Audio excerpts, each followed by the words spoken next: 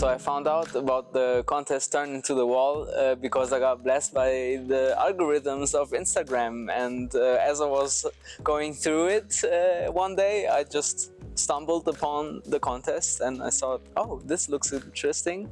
I'm just gonna click on it and yeah, read all the details and on the website and was hooked immediately.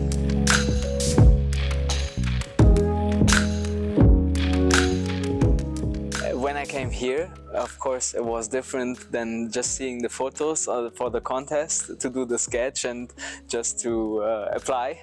But when I was here is when I realized the whole importance and the privilege of doing a wall inside the museum. And also Laura, my assistant, was joking that she was saying that you're gonna have the biggest painting inside the museum. And yeah, this is what when I came here and I walked this way up to the wall, this is when I realized what a huge thing it is.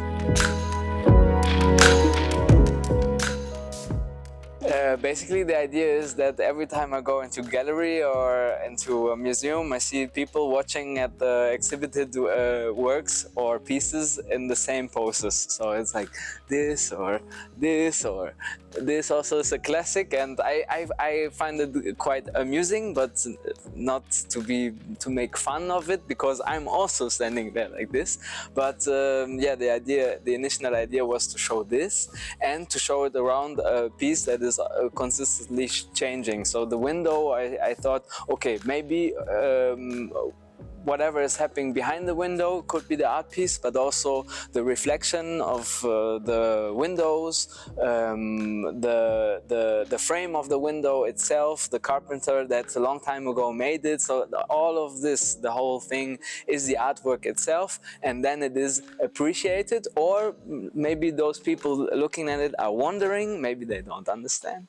And yeah, the versatile experience of being in a museum and the big diversity of people that are enjoying museums, that was the whole concept. Yeah, so I decided to name it Untitled because it might be the most common name for artworks worldwide. If you translate it to other languages as well, because the frame that I put around the window also has the little information card, so it's blank. And yeah, because of the whole variety of things that can happen in the window, and it's changing consistently. Even by night there's light on, or I don't know, so I couldn't put a name on that, so it had to be Untitled.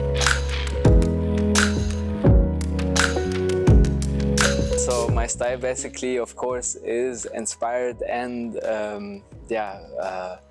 is built by illustrative styles. So of course you can see that I'm also an illustrator, and illustration is always connected to trends and zeitgeist, and yeah, so you can see this, of course, but I'm also very influenced by old masters around well, let's say around the Cubist times, but with big bodies, big hands, small heads, very clear lines. So this is a mixture of this, and yeah.